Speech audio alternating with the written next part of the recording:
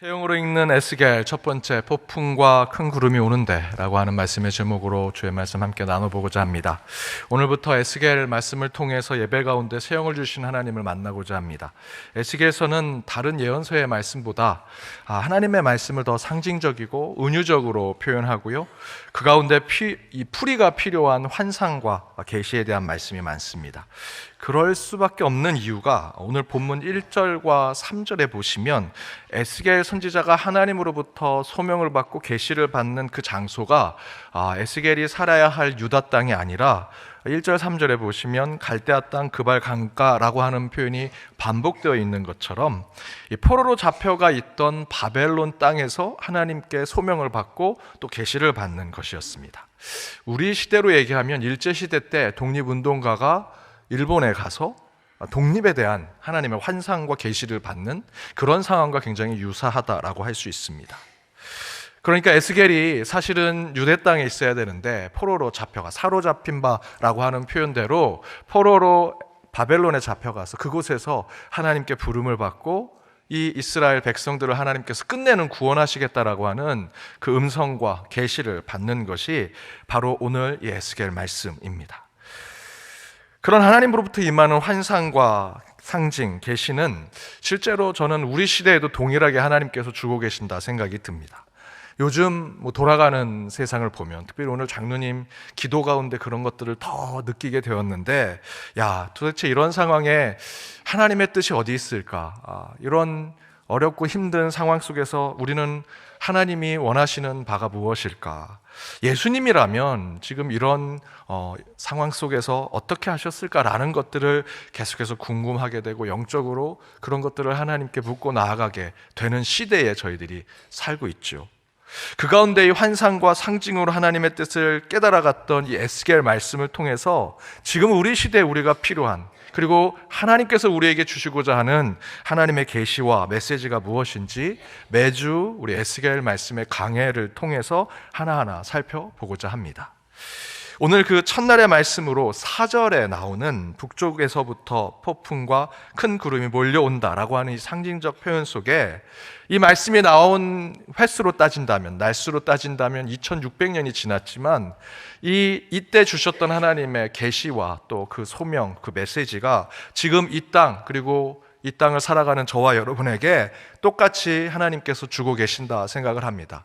지금 우리 시대, 또 여러분이 살아가는 삶 속에 하나님의 계시, 하나님의 메시지가 무엇인지를 이 에스겔 강해를 통해서 함께 나눠보고자 합니다. 그 첫 번째는 하나님은 우리에게 계시와 표징을 통해 말씀하신다라는 것입니다. 여러분에게 하나님께서 하나님의 메시지를 주실 때 그 가운데 계시와 표징으로 나타난다는 것이죠. 오래전 설교 때 제가 말씀드렸습니다. 하나님의 계시라는 것은 무엇인가? 이 계시를 한자어로 풀이를 한다면 열리다 개자와 보일 시자로 쓰여져 있습니다. 그러니까 무엇인가 닫혀져 있는 것이 열려서 보게 된다라는 뜻을 갖고 있죠. 그것이 계시입니다. 따라서 하나님께서 우리에게 계시하신다라는 것은 우리가 알지 못하는 것을 알게 만드시는 것입니다. 눈이 닫혀져 있는 것, 눈이 가려져 있는 것을 눈을 열게 해서 보게 하시고, 귀가 닫혀져 있는 귀를 열게 하셔서 귀로 듣게 하시는, 그것이 계시라는 것이죠. 오늘 본문 1절에 그것을 분명하게 기록하고 있습니다. 우리 1절 말씀 함께 읽겠습니다. 30째 날 소다새에 내가 그발 강가에 사로잡힌 자 중에 있을 때에 하늘이 열리며 하나님의 모습이 내게 보이니. 마지막 구절에 하늘이 열려서 하나님의 모습을 보게 됐다라고 얘기하죠. 이것이 계시입니다. 닫혀져 있던 것이 열리고 보지 못했던 것을 보게 하시고 닫혀있던 귀가 열려서 듣게 하시는 것. 에스겔은 지금 계시와 삶 속에 나타나는 하늘의 표징을 통해 하나님을 보고 인식하고 있습니다. 우리 인간은 하나님이 어떤 분일까? 하나님의 뜻이 무엇일까? 하나님의 생각과 계획이 무엇일까? 절대로 알 수 없는 자입니다. 하나님의 세계는 우리 인간이 닿을 수 없는 곳에 계신 분이시기 때문에 우리는 하나님의 뜻을 우리 스스로 절대로 알 수 없습니다. 우리가 하나님의 뜻을 알 수 있는 것은 하나님이 직접 알려주시지 않는 한 저희는 절대로 하나님의 메시지를 들을 수 없다라는 것이죠. 그런데 하나님이 직접 하나님의 뜻을 저에게 알려주시는 방법이 있습니다. 그것을 계시라고 합니다. 그런데 그 계시가 우리의 삶 가운데 나타날 때는 그냥 직설적으로 나타나지 않습니다. 직접적으로 나타나는 것이 아니라 표징과 특별한 사건으로 나타날 때가 많은 것이죠. 오늘 본문의 에스겔은 그런 하나님의 계시에 대해서 이야기하는데 그것이 매우 특별한 방법으로 나타난 것을 설명하고 있습니다. 4절에 보니 이렇게 증거합니다. 우리 4절 말씀을 다시 한번 읽어보겠습니다. 내가 보니 북쪽에서부터 폭풍과 큰 구름이 오는데 그 속에서 불이 번쩍번쩍하여 빛이 그 사방에 비치며 그 불 가운데 단새 같은 것이 나타나 보이고. 이 말씀은 하나님 주신 말씀입니다. 인간이 이걸 조정하고 판단할 수 없습니다. 북쪽이라고 말씀하셨으면 북쪽에 대해서 우리는 하나님의 계시라 생각하고 풀이하고 해석해야 합니다. 폭풍과 큰 구름이라고 하시면 이거를 맑은 하늘, 좋은 날씨라고 바꾸면 안 됩니다. 불이 번쩍번쩍하는 빛, 이것도 흑암과 어둠으로 바꿔서는 안 됩니다. 하나님이 주신 말씀 그대로 받아들이고 그 말씀 안에서 뜻을 풀이하고 해석해서 구체적인 내게 주신, 이 나라에 주신 하나님의 뜻과 그 계획을 우리는 깨달아야 합니다. 여러분, 하나님은 역사의 주인이시고 시간의 창조자이십니다. 더불어 그 시간과 역사 속에 저와 여러분의 삶을 주관하고 계신 분이시죠. 따라서 저와 여러분이 경험하고 이 땅의 모든 일들, 모든 사건 속에는 하나님의 메시지가 있습니다. 여러분이 매일 매 순간 경험하는 모든 것에는 하나님의 메시지가 은밀하게 숨겨져 있고요, 동시에 어느 순간에는 그것이 하나님의 계시구나라는 것을 깨닫게 해주신다라는 것입니다. 여러분은 지금 계시로 살아가고 있습니다. 하나님의 계획 가운데 살아가고 있고요, 하나님의 뜻이 계속해서 진행 중에 있습니다. 그것을 다니엘 선지자는 이렇게 얘기합니다. 다니엘 2장 28절입니다. 함께 읽어보겠습니다. 오직 은밀한 것을 나타내실 이는 하늘에 계신 하나님이시라. 은밀한 것을 나타내실 이는 하늘에 계신 하나님. 여러분의 삶이 물론 내가 주관하고 내가 지금 계획한 대로 간다고 생각하실지는 모르겠지만 그렇지 않습니다. 은밀한 중에 하나님께서 여러분 안에 계시고요, 여러분의 삶을 이끌어가고 계십니다. 그리고 때로는 그 은밀한 것을 나타내시고 밝히 깨닫게 하십니다. 그리고 하나님이 내 삶을 이렇게 이끌어주고 계시는구나, 나에게 하나님의 뜻을 알려주시는구나, 나는 계시의 삶을 살고 있구나라는 것을 깨닫게 하신다는 것이죠. 하나님은 저와 여러분에게 계시와 표징으로 하나님의 뜻과 하나님의 계획을 알려주시지만 그 은밀한 것을 끝내는 밝히 드러내고 나타내셔서 우리가 어떻게 해야 할지, 어떻게 살아야 할지를 알게 해주신다라는 것이죠. 그렇게 여러분에게만 주어진 그 계시와 표징으로 은밀한 중에 함께 하시는 하나님을 만나시는 한 주가 되시기를 주님의 이름으로 축복합니다. 두 번째는 하나님은 그 계시를 때로 원수를 통해 깨닫게 하신다는 것입니다. 원수를 통해 깨닫게 하신다. 여러분, 하나님의 계시가 여러분에 임했다라고 생각이 되신다면 지금 당장 여러분의 삶을 돌아보시고 내가 무엇을 바꿔야 할까, 무엇을 변화해야 할까라는 것을 생각하셔야 합니다. 물론 일상 가운데 하나님이 계시를 주실 때도 있습니다. 하나님의 말씀을 읽는 큐티나 성경 봉독 가운데 하나님이 이 말씀을 통해서 내게 무엇인가 메시지를 주시는구나 라는 것을 깨닫게 하실 때도 있죠. 소소한 일상 가운데 하나님이 늘 소통하기를 원하십니다. 그러나 때로는 아주 강렬한 인상을 통해서 여러분이 삶 가운데 경험하는 특별한 표징과 특별한 사건으로 하나님의 뜻이 우리 가운데 전달될 때가 있을 것입니다. 그때는 여러분 생각하셔야 됩니다. 왜 하나님이 내가 그렇게 만나기 싫어하는 그 사람을 만나게 하셨을까? 내가 이렇게 부담스러운 일들을, 이 사건을 내게 허락하셨을까? 왜 하나님은 이 꿈을 통해서 계속 내가 하려던 일들을 막으시고 가고 싶지 않은 그 길을 계속 가게 하실까라는 것을 여러분 생각하셔야 합니다. 그런데 그런 하나님의 계시와 표징이 때로는 원수를 통해서 이루어질 때가 있습니다. 오늘 말씀의 제목이 폭풍과 큰 구름이 오는 데입니다. 이 4절의 말씀에 북쪽에서부터 그 폭풍과 큰 구름이 온다라고 표현하죠. 여기서 이 폭풍과 구름, 북쪽으로부터 오는 이 폭풍과 구름의 해석을 해본다면 이것은 바벨론 제국을 이야기합니다. 이 바벨론 제국이 유다를 침공하는 표현을 북쪽에서부터 폭풍과 큰 구름이 온다라고 말씀하고 있는 것이죠. 그런데 이렇게 얘기하실 수 있습니다. 목사님, 제가 좀 성서 지리를 공부해 봤는데요, 바벨론은 이스라엘 땅 동쪽에 있지. 그러면 동쪽을 가로질러 와서 동쪽으로부터 오는 풍랑과 폭풍과 큰 구름이 돼야지 왜 이것이 북쪽에서 온다고 얘기합니까? 라고 물으실 수 있습니다. 그림 하나를 보시면 바벨론이 시작된 것이 이쪽 맨 끝에 티그리스 강, 유프라데스 강이 있는 지금의 이라크 바그다드가 있는 지역입니다. 그곳에서부터 이 바벨론이 시작되었습니다. 그런데 이 티그리스 강, 유프라데스 강에 사선으로 위로 이렇게 올라가 있습니다. 그러니까 강이 있는 지대가 여러분 상식적으로 본다면 물이 있는 곳에 도시가 발전하고 사람들이 많이 살게 되었죠. 그 강이 있는 곳이 비옥한 땅입니다. 그 땅을 중심으로 문명이 발전해서 인구들이 그곳에 몰려 살게 됩니다.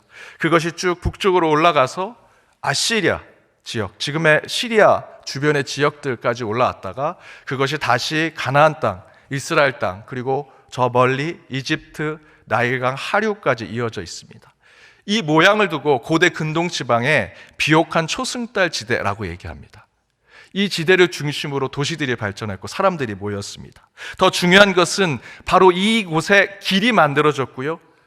침략과 전쟁을 위해서는 바로 이 길을 통해서 사람들이 전쟁을 치르고 싸우러 갔습니다. 그래서 바로 오늘 본문에 북쪽에서부터 폭풍과 큰 구름이 온다라는 것은 바벨론이 이스라엘, 유다를 침략하기 위한 표현이라고 할 수 있습니다.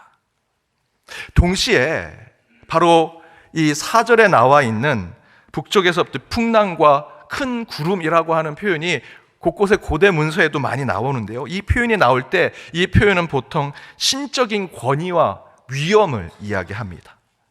따라서 이 표현은 이중적 의미를 가지고 있습니다. 곧 유다 백성에게 하나님의 권위와 위엄이 임하게 될 것이다. 그것은 곧 경고와 심판으로 나타날 것이다. 또 다른 하나는 폭풍과 이 구름처럼 북쪽에서 무섭고 두려운 이들이 몰려올 것이다. 원수와 대적이 그곳에 오게 될 것이다 라고 하는 이중적 의미를 가지고 있습니다. 이처럼 하나님께서 저와 여러분을 무엇인가 바꾸시겠다 하시는 뜻을 가지고 계시와 표징을 주실 때 생각 외로 저와 여러분이 너무도 만나기 싫고 맞이하기 싫고 듣기 싫은 원수, 대적을 통해서 하나님은 때로 하나님의 뜻과 계시를 우리에게 전달하려고 하신다라는 것이죠. 뭐 원수까지는 아니지만 때로는 참 엄마의 잔소리가 싫을 때가 많았습니다. 돌아서 생각해 보면 그 엄마의 잔소리가 참 싫고 괴롭고 하기 싫었지만 그 엄마의 잔소리가 또 진리일 때가 많았죠. 제 아들이 그렇습니다. 제 아들이 엄마랑 같이 있으면 제 아내는 제 아들한테 매번 숙제해라, 공부해라 잔소리 엄청 합니다. 그럼 제가 때로는 제 아들을 불러서 야, 쉬엄쉬엄 해. 아빠가 책임져 줄게 라고 얘기합니다. 그러면 제 아들이 아빠가 너 놀라고 했어 라고 하고 놀 줄 알았는데 제 아들은 제 얘기를 듣고 다시 책상에 가서 공부합니다. 이 자식이 내가 공부하라고 내가 책임진다고 했는데 왜 저럴까? 가서 제가 아들에게 묻습니다. 야, 아빠가 좀 쉬어라고 했잖아. 아빠가 쉬라고 할 때 좀 쉬어야지. 그러면 제 아들이 이렇게 얘기합니다. 이게 명언입니다. 아빠 말은 좋은 말이지만 엄마가 하는 말은 맞는 말이니까. 제가 그 말을 듣고 깨달았습니다. 옳은 말과 진리는요, 어떤 사람을 통해서든 때로는 원수와 대적을 통해서든 옳은 말과 진리가 전달되더라는 것이죠. 하나님은 저와 여러분을 향한 하나님의 사랑과 은혜를 깨닫게 하기 위해서 때로는 원수를 이용하십니다. 요셉은 형들의 미움과 질시를 받아 죽음을 당한 것 같은 인생을 살게 되었죠. 버림을 받았고요. 형들 때문에 가장 인생의 밑바닥의 삶을 살았습니다. 당연히 형들이 원수지요. 그런데 끝내 믿음을 지켜냈던 요셉은 애굽의 총리까지 되게 됩니다. 그때 요셉은 믿음을 끝까지 지켜낸 것을 하나님께서 끝까지 살펴보시고 인도하셔서 애굽 총리까지 세운 것에 하나님에 대한 신앙 고백을 하는 동시에 자기를 죽이려고 했던 원수와 같은 형들에게 이렇게 얘기합니다. 창세기 50장 20절입니다. 함께 읽겠습니다. 당신들은 나를 해하려 하였으나 하나님은 그것을 선으로 바꾸사 오늘과 같이 많은 백성의 생명을 구원하게 하시려 하셨나니. 형들은 원수죠. 그러나 요셉의 삶에 이 원수 같은 형들이 매우 중요한 역할을 했습니다. 그냥 볼 때는 해하려고 했던 것입니다. 고통을 주려고 했던 것이고 죽이려고까지 했던 마음을 가지려고 그 원수인 형들이 요셉을 괴롭혔죠. 그러나 끝내 하나님은 그 원수인 형들을 통해서 요셉의 인생을 완전히 바꾸셨습니다. 요셉의 인생만 바뀐 것이 아닙니다. 오늘 창세기 50장 20절의 고백대로 많은 백성을 구원하도록까지 만드셨더라 이야기하지요. 이처럼 여러분, 하나님은 원수를 통해서라도 저와 여러분을 구원하실 뿐만 아니라 잘되게 해주시고 우리의 삶을 새롭게 해주십니다. 하나님 왜 원수를 통해 그렇게 하시느냐라는 것에 여러분 집착하지 마십시오. 하나님의 관심은 원수가 아닙니다. 여러분입니다. 그걸 아셔야 합니다. 바벨론의 포로로 살던 이스라엘 백성들에게 자유와 해방을 주기 위해서 원수의 나라였던 바사왕 고레스를 하나님이 이용하셔서 그 이스라엘 백성들을 구원하시고 해방시켜 주셨습니다. 하나님은 고레스 왕에 관심이 있으신 게 아닙니다. 고레스라는 원수를 통해서 이스라엘 백성들에게 자유를 주시고 해방을 주시고자 하는 것에 더 관심이 있으십니다. 그 고레스 왕, 그 원수를 통해서 하나님은 내가 여전히 너희를 사랑하고 있다, 내가 끝내 너희를 구원하겠다라는 것을 계시해 보여주시는 것이죠.